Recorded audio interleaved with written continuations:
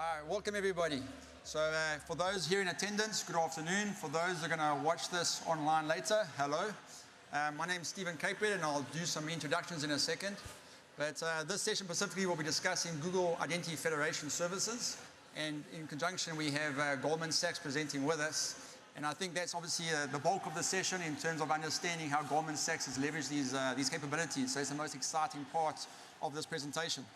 So as I mentioned, my name's Stephen. I'm a product manager at Google in the identity team, specifically looking at Workforce Identity Federation. And I'll be joined by Shaun, who's the product manager for Workload Identity Federation. And then, as I say, the most exciting part, Ravi, who's both our boss. So make sure you give us good reviews, please. But Ravi is the group PM for identity at Google Cloud. And he'll be interviewing Tate from Goldman Sachs. So it'll be interesting to understand exactly how they've leveraged these two capabilities in their environment. So let's just jump straight in terms of identity and just the level set initially. So Google has quite a broad breadth of identity capabilities. So as you can see from the slide, if I don't get in your way, in terms of everything from cloud identity, in terms of our native identity capability for customers looking to provision identities within Google, and then looking at specifically federation capabilities is Workforce Identity Federation. And then as obviously identity is expanding and maturing, one of the key elements of that is obviously the certificates. So Shaun will be covering off in terms of Workload Identity Federation and certificate management specifically, and giving some insights there. And then lastly in this fold as well is obviously a customer identity. So this is the spectrum of services we have available. So today we'll be focusing on specifically Workload and Workforce Identity Federation. So obviously being the PM for this product, my responsibility to cover off on Workload. A big one, Workforce. I should know my own product. Perfect. So just to level set again, as I say, in terms of cloud identity, existing capability, and cloud identity is utilized by customers today utilizing or using Google Cloud. And as I mentioned, you can provision those identities directly, or as most enterprise customers do, with an existing third-party IDP like Okta or Active Directory or Ping Identity and others, they federate into Google Cloud. And this has some onerous management requirements in terms of having to map my Active Directory user to a Google user to unlock and be able to consume Google Cloud services. But is obviously widely used in a capability today and obviously has good use cases. Workforce Identity Federation is specifically providing a dedicated federation capability and provides this in a sync-less manner. So let's see in terms of a little bit more detail what that means. So as you can see from this slide here, sorry, I was told not to go past so as you can see from the slide here, in terms of a customer is able to utilize that third-party IDP, there's specific claims or attributes depending on your IDP in terms of information or metadata about that specific user. There can be entitlements in terms of escalating somebody to a specific group, for example. But customers are looking to simplify or at least take advantage of the investments they've made in the identity solution. So they're looking for consolidation. They're looking to simplify this identity lifecycle management and take advantage of that capability and not have to duplicate it to take advantage of service provider offerings like Google Cloud, obviously. So the idea being is I can look at the claims or the attributes for that specific user, and I can make access decisions to Google Cloud utilizing that information. So very simply, a user could log on to their IDP, still taking advantage of things like multi-factor authentication or passwordless, so making sure the rigorous protection or policies that have been put in place can still be recognized and still be leveraged. But once that user has authenticated, that specific token that is given to that user can be passed through to Google Cloud. Obviously with the provision that initial federation configuration was set up, be it OIDC or SAML, for example. But once that's set up, that token can be interrogated for specific claims. It could be anything from an obvious group would be an obvious one, so a group contained in the IDP. It could be a resource center. It may be the email address of the user. Whatever information you want to send through in that specific token, it can be interrogated, and an IAM access policy decision can leverage that specific claim to provide access. So in this mechanism, it means it's sync-less and therefore very fast. So we move away from I added somebody to a group, I need to wait for that synchronization to occur, I deleted somebody from a group and they still have access. All these type of administration concerns or constraints can be overcome by speaking directly to the source. As I say, that simplification of the identity mechanism and leveraging that for all access policy decisions. So if you saw the session this morning, there was a good demo of setting up that initial environment. But within a few minutes and a few configuration settings, that can be provisioned that your users can get access. So obviously leapfrogs, onboarding, leapfrog access to the service system, and obviously makes that a lot simpler. So what do we have in terms of the typical use cases? Obvious ones, as I've mentioned, and just in terms of getting access, but where we're seeing from customer feedback how they see this being beneficial. So the first one, as you can see, in terms of single sign-on, the requirement here is in terms of I want to make sure that my users can use the same credentials as they do to log on to their laptops, for example, and get access. I want to make sure that can be done in a very simplified manner, so what I've just detailed in terms of that ease of configuration. But also in terms of what we're seeing for customers is they may not, even if they're using cloud identity, they may not have provisioned all of their users. They may have provisioned, for example, data engineers. So they only set a certain subset that they've obviously synchronized through to Google via cloud identity. And now, looking at the proliferation of data, they potentially want to provide BigQuery insights to users, so in their organization. So traditionally, they would have to now go through a synchronization exercise for those users. But by utilizing Workforce Identity Federation, they can supplement their existing environment and just set up Workforce Identity Federation for those specific users. And this scenario is similar to what Goldman Sachs has done, which Tate will detail a little bit later. Then in terms of customers, also looking in terms of potentially they knew or they've already provisioned cloud identity, as I say, but they're looking at business partners. It may be an acquisition. It may be in terms of, as I say, a business partner or a supplier. And again, if I use the BigQuery example or GCS, for example, but in terms of there's assets that they want to make available to another enterprise, another organization. Again, traditionally, just hopping on this point, they would have to go through this whole synchronization and setup capability. Now with Workforce Identity Federation, in a matter of minutes, they can make sure that they're not responsible for password resets and things like that. That can still be contained, managed by the business partner's IDP, but they can control access, authorize access to specific resources, and turn that on and off. So obviously, really expanding the ease of access to resources, but still doing so in a very secured manner. And then the last one, pretty self-explanatory from a regulatory perspective. Customers that are looking to make sure they can contain resources and identities to a specific region for both geographical isolation or regulatory from an industry perspective, making sure that can be addressed as well. So those are some of the common ones we see. Then just in terms of some updates, we launched this product, Workforce Identity Federation, or this capability at the beginning of this year. But already we are providing new capabilities or expanding on that platform. So I'm knocking everybody over here with my presentation. But in terms of, so when we initially launched, we had a subset of GC or Google Cloud services that were supported. Already, we've gone up to 76 services are currently supported. So making sure that, be it everything from Google Spanner, GKE, GCE, for example, which is obviously a very commonly requested service, now has GA support, BigQuery, all these type of services now can be consumed or accessed via Workforce Identity Federation. So huge strides in terms of making sure we make the whole platform available to customers. Then just in terms of looking at the platform itself, as you can see, OIDC, browser-based, and SAML token encryption. So very simply in terms of with the OIDC, is making sure that we have, in essence, a back channel. So we receive the initial token, but we have a back channel to the IDP to get more information. Why is this important? It's more secure, but it also allows us to capture more attributes. So I made mention in terms of we're making all our access decisions based on those attributes. The more attributes we can receive, the richer experience you can give in terms of more granularity in terms of those access decisions, like number of groups, for example. Browser-based sign-in. You saw obviously earlier we support both API, CLI, and obviously console. But if you are using CLI, we have an interactive experience now where it pops up a browser, type in your password for your third-party IDP, and provision that access. So much more interactive capability. And then lastly, SAML token encryption. Just making sure in terms of utilizing the public key with that IDP certificate, making sure all communications is done so securely. So point being here is we just keep on evolving the platform to make sure we're taking advantage of standards to make sure you're getting the most secure capability possible. Then just in terms of looking at our roadmap, as you can see in terms of, sorry if I do this, in terms of config UI, as I made mention, at the moment you provision via command line. We're introducing the config UI, And then lastly, I think just talking on in terms of third-party app support, making sure we're also addressing, which is a common use case of customers using third-party applications to access GCP services, and making sure this mechanism is also available to them. So those ISVs can register the applications to also utilize this authentication mechanism.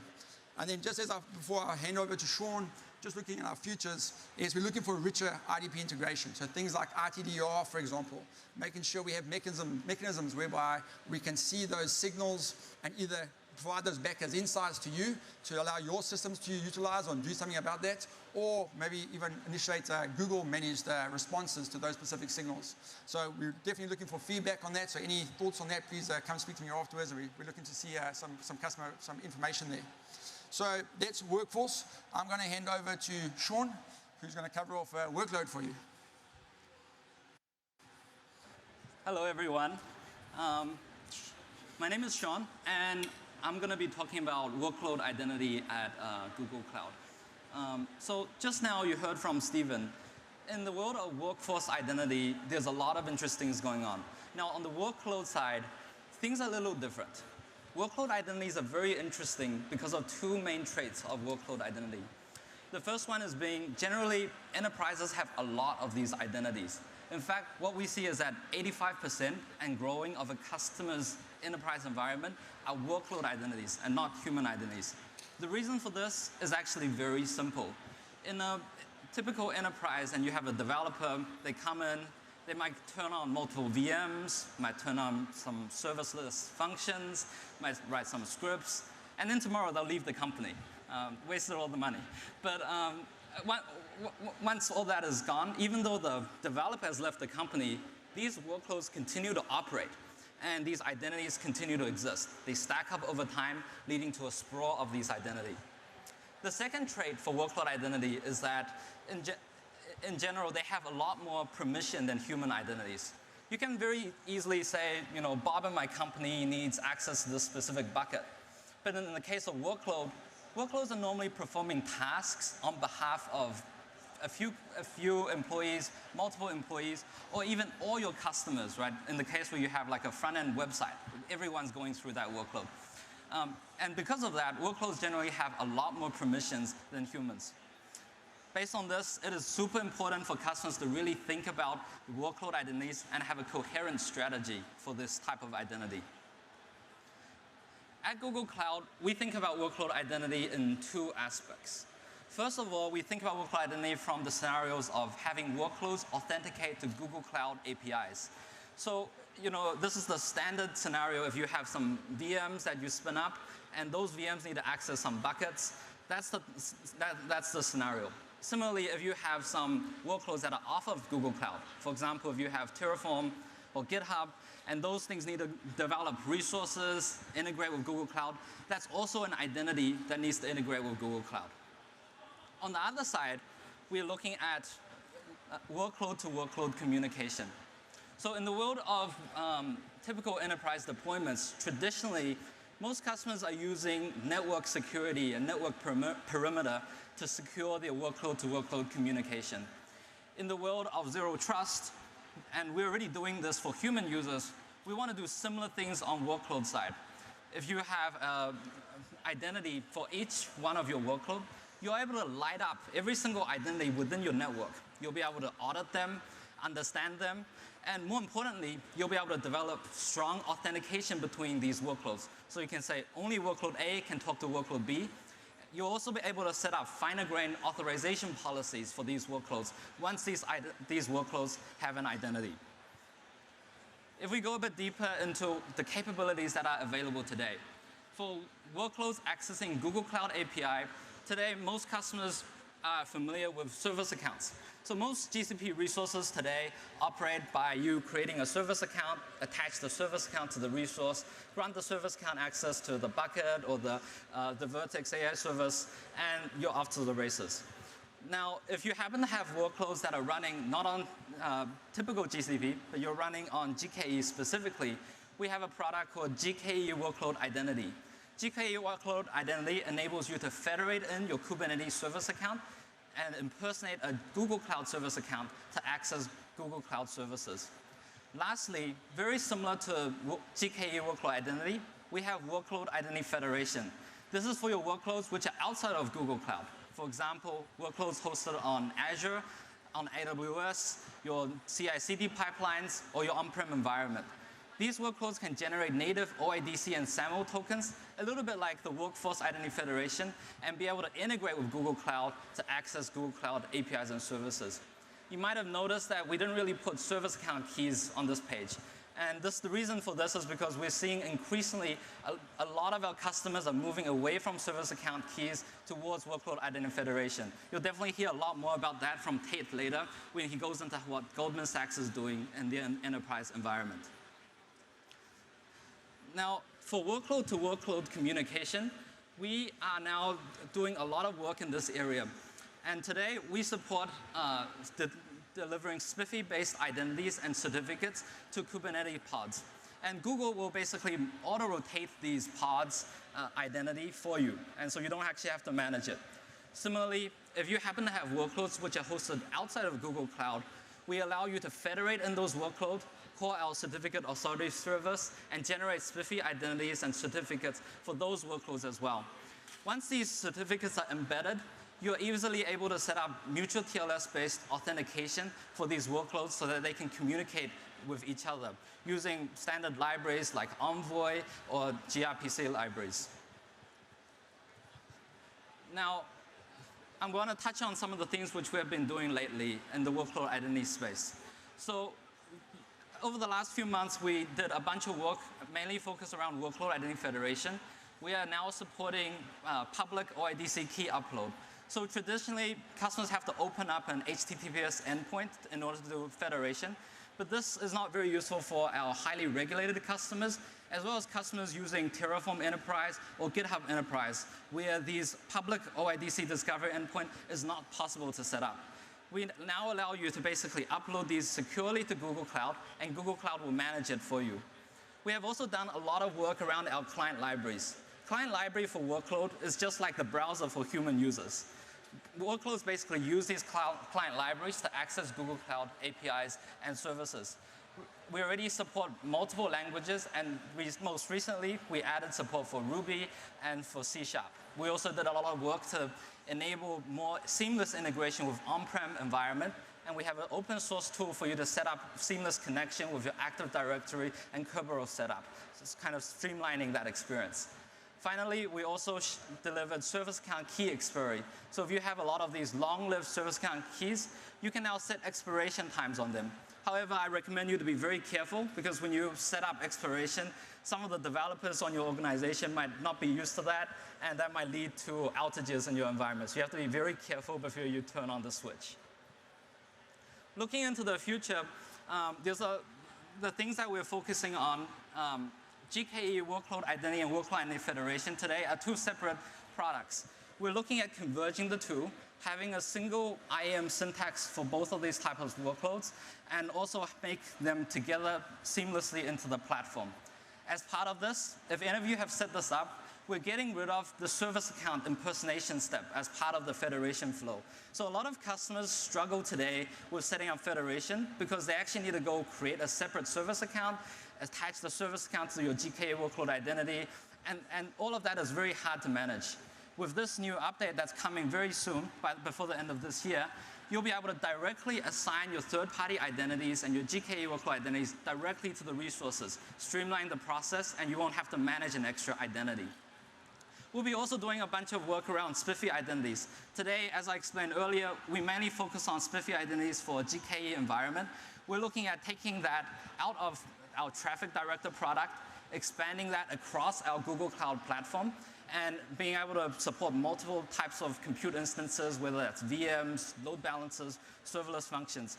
These SPIFFE identities will work seamlessly with our networking products, our products like Service Mesh, Traffic Director, Load Balancer, to deliver a very seamless, streamlined experience for you to set up mutual TLS authentication. It will also give you opportunity to set up authorization policies as well for your various workloads. Finally, we're also adding the capability to integrate X509 certificates into Google Cloud API through federation. Today, we only support OIDC tokens and SAML tokens, But soon, you'll be able to use certificates that you have already deployed onto your workload to access Google Cloud APIs as well, just like OIDC and SAML tokens. This is especially useful for customers who are running IoT devices, as well as customers who have Swiftly deployments already in the on-prem environment. In the future, we're looking at things like multi-cloud attestation for workloads and certificate management, as well as features around how we can help you migrate away from service accounts and keys to more secure environments and have better governance story. With that, I'm going to now pass over the stage to Tate and Ravi, who's going to go more into exactly how Goldman Sachs is using all of these capabilities, which me and Steven just talked about.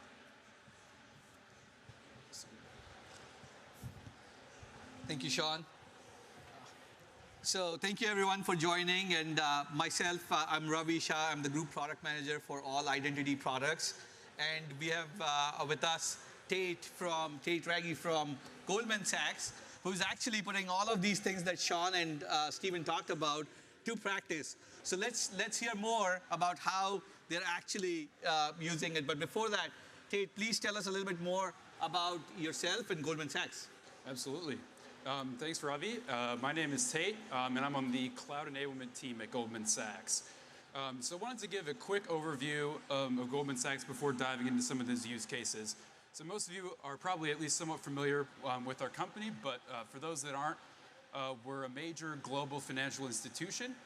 And what that means is we're providing a variety of financial services to clients all around the world, including individuals as well as corporations, governments, and even other financial institutions. And we have a few different lines of business, which are highlighted there on the screen. But yeah, the Cloud Enablement team, which is the team that I'm a member of, we are responsible for managing the cloud platforms for Goldman Sachs. So even though we are a bank, technology is really kind of at the core of everything that we do. So in addition, to staying up to date with the most recent technologies, such as public cloud and others, security is a big concern for us working in financial services. So we always put that first when we're working with technology. To give some context on kind of our cloud environment, we do have a private cloud. We have our own data centers, but we're also heavy users of different public cloud services, including GCP. So to give a sense of kind of our scale for GCP, we're on the order of hundreds of projects right now, but growing really rapidly. So it's a really exciting place to be. With all of these different workloads and services, people connecting from all different parts of our environment, obviously making sure our app code works and is like cloud native is a part of it. There's certainly a lot of networking pieces, but identity is really critical. And so that's what we're going to go into here in this session. So we're users of both Workforce and Workload pretty heavily. Awesome. Thank you, Tate, for walking us through that. So let's get into it. Let's talk a little bit about Workload Identity Federation. I know you guys have been a pretty sophisticated user of that. If you could walk us through your use case for Workload Identity Federation, that would be a great start. Absolutely. So we have a team that is working on collecting logs and aggregating them in Google BigQuery and using that to run different analysis and queries on those logs. So we do have some of these workloads are running in GCP, but they're also running in our on-prem environment. Some of it is even running on other cloud providers. So I think for this session and for this example of Workload, we're going to focus on those workloads that are running in other cloud providers and how do we get those logs from there into GCP. So yeah, our goal is really so that they can push them directly and using a service account from the other cloud provider. So if not sort of Workload Identity Federation, how would you have done it? Just so we can reset the audience in terms of what you would have done otherwise. Yeah, so Identity Federation is critical here because without that, we would have to use those long-running tokens that Shaun had mentioned. We'd have to copy and paste those between cloud providers, and we really wanted to have like a short-lived token and federate the access. It's really a more secure way to do it. Awesome. So let's get deeper. If you could walk us through sort of the flow of how you use it. Absolutely. So yeah, we have kind of a step-by-step diagram there. The first step being that the workload will contact the credential service on the cloud provider, and it will get an ID token that proves its identity. Then we're going to use our private connectivity over interconnect and VPN, and we're going to make calls to GCP. So first, our workload's going to call the security token service, or STS, and it's going to get an access token. And so this works because a workload identity pool has been created in the project that establishes that this external identity is trusted. Next, it's going to call out to the service account API, and it'll get an access token for the service account. And this is a Google access token. And so the service account on the other cloud provider has a workload identity user permissions that have been granted, and that is what allows this. So now that you have that Google access token, you can use that to directly make those BigQuery calls and store the logs. Awesome. So if I were to summarize, Tate, basically using Workload Identity Federation, now you did not have to use service account keys, didn't have to copy it to other clouds, and didn't have to rotate, right? So looks like a pretty big victory for you. Absolutely. And one other thing to mention, so this is a pretty involved process. This is what's happening behind the scenes, but there are those client libraries that Shaun had mentioned that can make that a lot simpler from the front end. Yeah, that's a great point. Perfect. So let's moving on. I know you, we've been talking to you for quite some time, and you're very sophisticated, advanced users of Workload Identity Federation. I understand that you have also used it for workload to workload communication. If you could walk us through that use case, that would be awesome. Excellent, yep. So we have another use case. We have a team that's running workloads both in GKE, and then they have other workloads that they're running on premises. And the goal here is really to have secure communication between those workloads. And to do that, we're going to use MTLS. And so Workload Identity Federation is really a critical part of making that MTLS, establishing that MTLS connection. Nice. So yeah, let's dig deeper. How did you go about it? What are the pieces of Google Cloud did you actually use in making it happen? Yeah. So as I mentioned, Workload Identity Federation is used. That's what enables that workload that's running on premises to reach out to the certificate authority service, and it has the permissions to, get that certificate signed. The GCP workloads are going to do the same thing using that GKE Workload Identity Federation, and they're going to reach out to the certificates authority service. So now all of these workloads have signed certificates, and then from there the MTLS connection can be initiated. From our on-premise workload, we're using the gRPC library through Traffic Director to do that.